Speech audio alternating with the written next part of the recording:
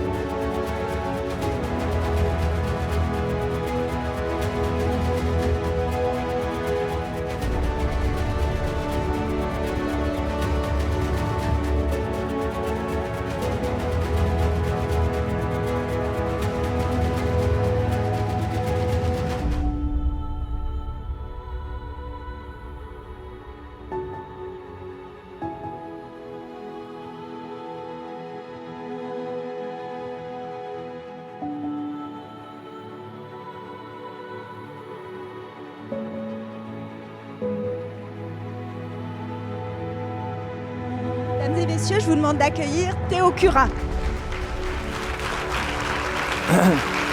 Bonsoir. Merci. Bonsoir. Bonsoir. Vous allez bien? Impeccable. Tant mieux. Je suis ravi d'être là, même si j'avais un peu la pression, parce qu'il y a quelques jours, quand on préparait cette conférence, on m'a dit Théo, tu as deux choix. Le premier choix, c'est d'arriver au début de la soirée, mais de faire de la contrebasse, ou d'arriver un peu plus tard et de raconter ton parcours. Du coup, j'ai choisi la deuxième option. J'ai 15 minutes pour vous raconter mon parcours. J'ai seulement 22 ans, mais il s'est passé tout un tas de choses déjà dans ma vie et je suis là pour vous partager un petit peu tout ce qui s'est passé ce soir. Moi, je suis né je suis pas né à Paris, je suis pas né en région parisienne, je suis né dans une des plus belles régions de notre territoire, voire même de la galaxie. Ça peut parler un petit peu pour la soirée. Je suis né en Lorraine, à côté de Nancy. Ah, voilà!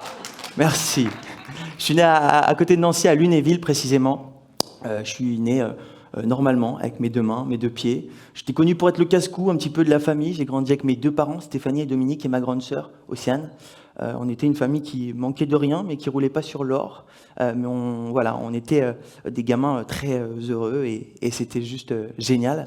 Pourtant, un matin de mai 2006, quand j'ai 6 ans, je vais me lever avec un mal de crâne un peu particulier, un mal de crâne insoutenable qui va en fait provoquer plusieurs heures après ces premiers symptômes, un diagnostic. Et ce diagnostic, c'est tout simplement que je suis atteint d'une méningite bactérienne avec un purpura féminin. Alors, je ne sais pas trop si vous savez ce que c'est, mais en gros, on va imaginer une espèce de bactérie qui se balade dans mes vaisseaux sanguins et qui nécrose en fait les plus petits vaisseaux du corps, en l'occurrence les extrémités des mains et des pieds. Et en fait, là-bas, quand on me diagnostique ça, c'est un petit peu difficile pour mes parents parce que d'un côté, ils sont rassurés parce qu'ils savent enfin ce que j'ai, et de l'autre côté, ils sont un petit peu perturbés parce qu'ils savent pas ce que c'est la méningite en 2006. Mon père, il se dit méningite, pharyngite, il a le nez qui coule, quoi. Et rien de très grave. Et en fait, quand je vais être pris en charge par un hôpital, l'hôpital d'enfants à Brabois, là, on va se rendre compte que c'est beaucoup plus conséquent parce qu'on va mettre un bracelet d'admission. Vous savez, on nous met souvent des bracelets d'admission quand on arrive dans un hôpital. Non, vous n'êtes jamais allé à l'hôpital? Ah, voilà. Donc on me met un bracelet d'admission et ce bracelet, il ne va pas me quitter pendant 5 mois. 5 mois, c'est le temps qu'il a fallu aux médecins, aux chirurgiens, pour tenter d'arrêter cette bactérie qui se balade dans mon corps. Et un jour, en fait, quand je vais faire face à de nombreuses complications, on va m'amputer de ma première jambe, ensuite de ma jambe droite, ensuite de mon bras gauche, et enfin de mon bras droit. Et à la fin de ces 4 amputations, j'ai remporté mon premier combat. Quand je raconte ça, à chaque fois, l'hospitalisation, le diagnostic, tout ça, les gens s'imaginent un petit gamin de 6 ans qui vit quelque chose de terrible, quelque chose de très difficile. Je vais briser un peu la glace parce que, en fait, à ce moment-là, moi, je ne me rends pas du tout compte de ce qui est en train de se passer. La chance que j'ai à ce moment-là, c'est que j'ai 6 ans. À 6 ans, on ne se rend pas du tout compte que c'est grave, on ne se rend pas du tout compte de ce que ça va provoquer plus tard. Et ça, c'est une de mes premières chances dans ma vie. Non, pour les personnes qui ont le plus souffert à ce moment-là, c'est mes parents, c'est ma grande sœur, parce qu'eux, ils étaient en première ligne. Vous savez, quand il arrive quelque chose de difficile dans une famille, on se concentre souvent sur la personne qui est allongée sur le lit d'hôpital. Et moi, je pense qu'il faudrait aussi se concentrer sur toutes les personnes qui entourent ce lit d'hôpital, parce que c'est souvent elles qui se retrouvent en première ligne. Et juste pour ça, on peut les applaudir ce soir. Voilà.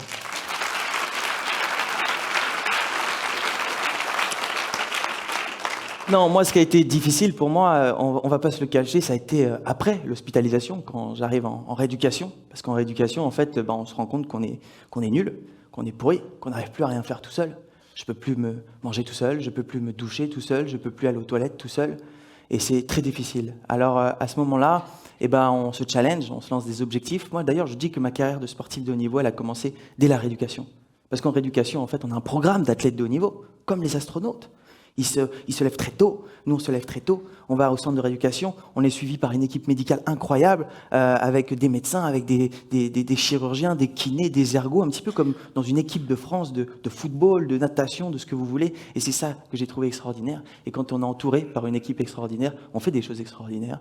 Donc j'ai progressé, j'ai réussi à manger tout seul, à faire tout un tas de choses tout seul, même les choses les plus simples pour vous, genre fermer une braguette. Ça a été un petit peu la même réaction qu'hier soir aux Champs-Élysées, si vous voyez ce que je veux dire. Chez moi, quand j'ai réussi à fermer ma braguette, ça a été un petit peu la soirée de l'année. Voilà, merci beaucoup.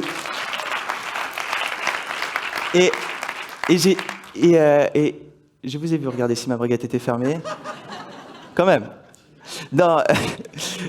Pourquoi j'ai dit ça?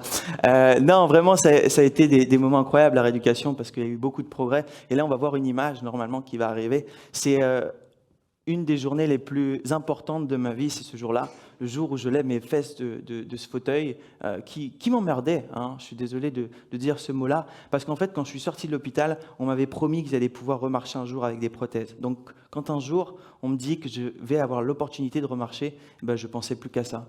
Donc, en fait, quand je remarche avec ces prothèses, j'ai l'impression d'avoir remporté mon 2e combat, et c'est un moment extraordinaire.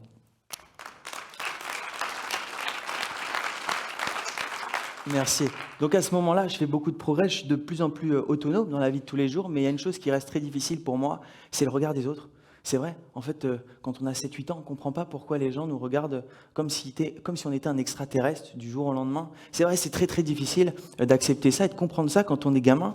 Donc à ce moment-là, moi, mes parents, ils sont dans une période aussi un peu compliquée, parce qu'ils n'ont plus les arguments pour me motiver, pour aller au supermarché, au cinéma, etc.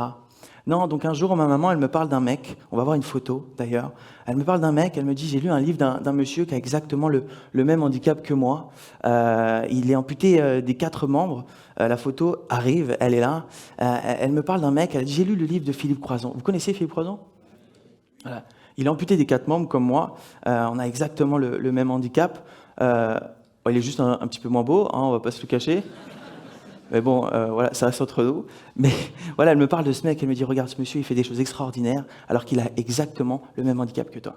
Et moi, je dis, ok, maman, super, tu me racontes ça, mais moi, je veux lui parler à ce monsieur. Donc, en fait, on va lui envoyer une lettre où on a raconté toute notre histoire, et on lui envoie. Sauf que pendant 1 mois, j'ai pas de réponse, 2 mois, j'ai pas de réponse, 3 mois, 4 mois, 5 mois. Au bout de 5 mois, je suis dégoûté. Je dis, putain, il aurait pu faire un effort quand même, prendre le stylo dans sa bouche, faire un dessin, j'en sais rien. Je lui demande pas de faire aussi bien que vous, mais au moins un gribouillage, quoi. Non, pas de réponse, rien du tout. Je suis dégoûté.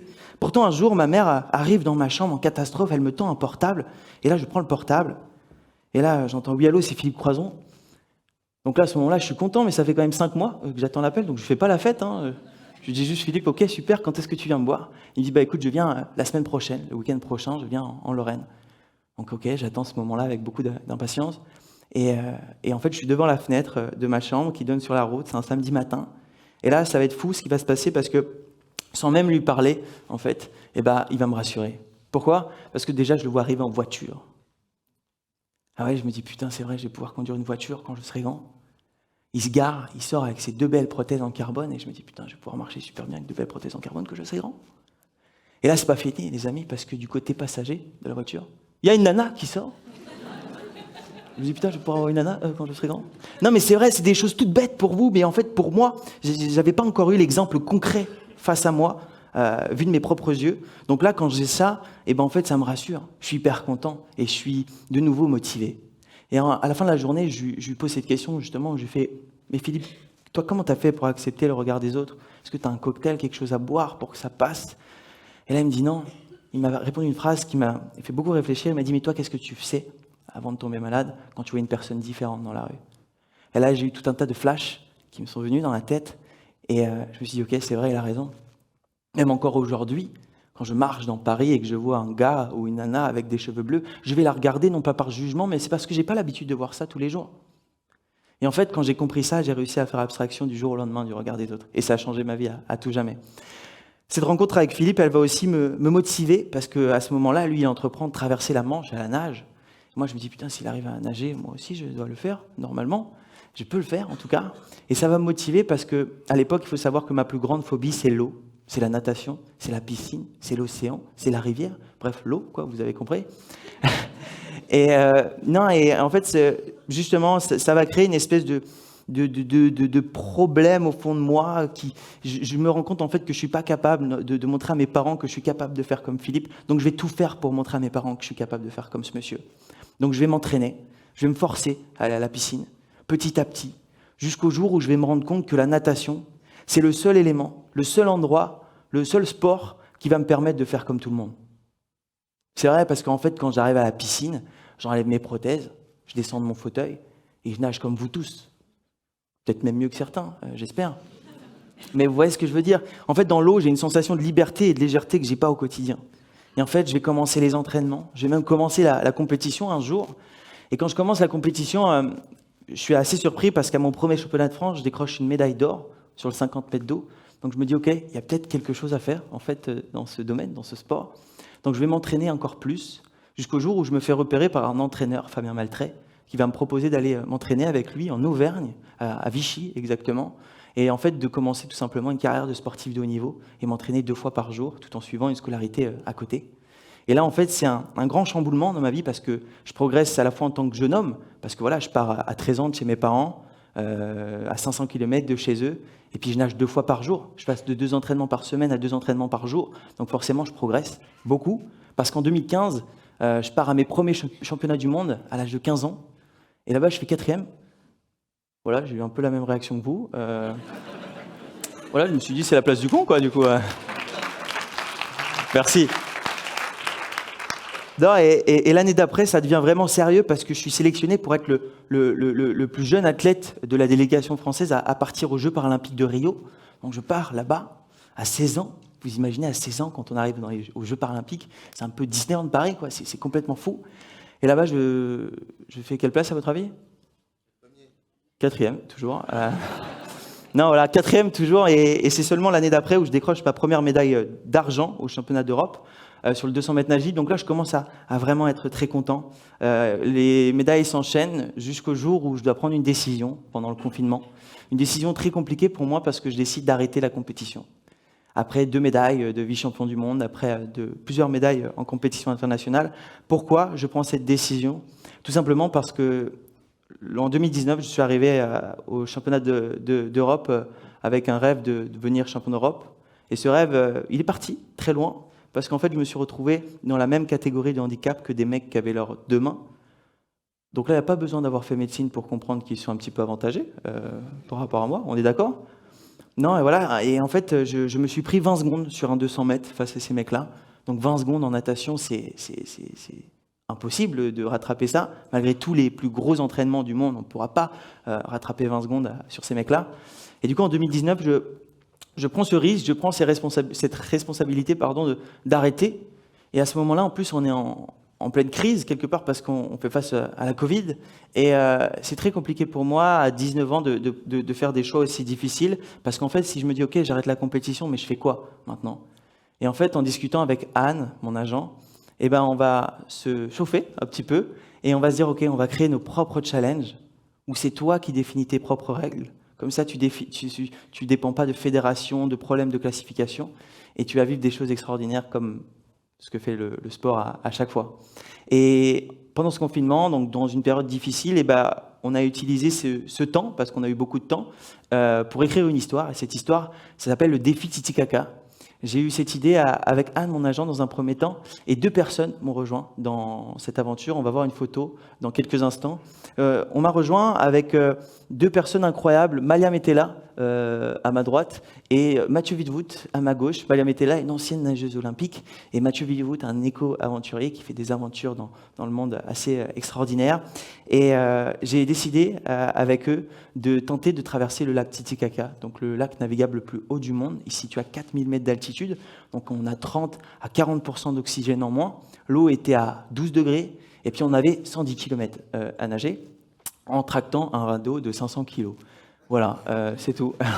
Non, vraiment, ça a été très difficile parce que ce radeau, c'était aussi un peu notre maison, le seul lieu où on pouvait vivre quelque part, parce que j'avais décidé avec l'équipe d'être en totale autonomie, c'est-à-dire de ne pas avoir de bateau d'assistance, d'être vraiment seul au monde et de tenter cette traversée qui n'avait jamais été faite dans la longueur là-bas. Et on est partis tous les 3. Dans un premier temps, on ne se connaissait pas plus que ça. On s'était croisés, rencontrés, mais on n'avait jamais échangé de grands moments. Aujourd'hui, on est inséparables parce qu'on a vécu une aventure extraordinaire. On a traversé le lac Titicaca tous les 3 en 11 jours. Et ça a été complètement fou parce qu'on a vécu des tempêtes, des orages. On a failli y passer 2 fois à cause des orages. Mais je suis là, devant vous, presque en entier, donc normalement, on est bon. Et voilà, juste pour vous dire que cette phrase qu'on entend souvent, l'union fait la force, elle prend tout son sens quand on se renseigne un petit peu sur cette expédition, parce que tout seul, je n'aurais jamais traversé le lac Titicaca. C'est vraiment grâce à cette cohésion, grâce à ce trio incroyable. Juste pour finir, les amis, j'aimerais juste vous dire pourquoi je décide maintenant de me lancer des défis, pourquoi je prends la parole devant des entreprises, devant des jeunes, parfois, comme vous ce soir. Là, c'est tout simplement parce que j'ai envie de me faire kiffer dans un premier temps, parce que je prends beaucoup de plaisir dans tout ce que je fais. Je pense que c'est la priorité. Et aussi, je me dis que ça peut peut-être aider les gens, certaines personnes, à réfléchir, à se poser des questions, à se motiver aussi quelque part. J'ai envie de leur dire aussi que quelque part, un problème de santé, un pépin dans la vie en général, ça peut arriver à n'importe qui, à n'importe quel moment, souvent quand on s'y attend le moins, généralement, mais que rien n'est insurmontable. En fait, il faut tout simplement y croire très très fort, s'entourer et surtout s'accorder le droit de rêver. Voilà, merci beaucoup. Merci.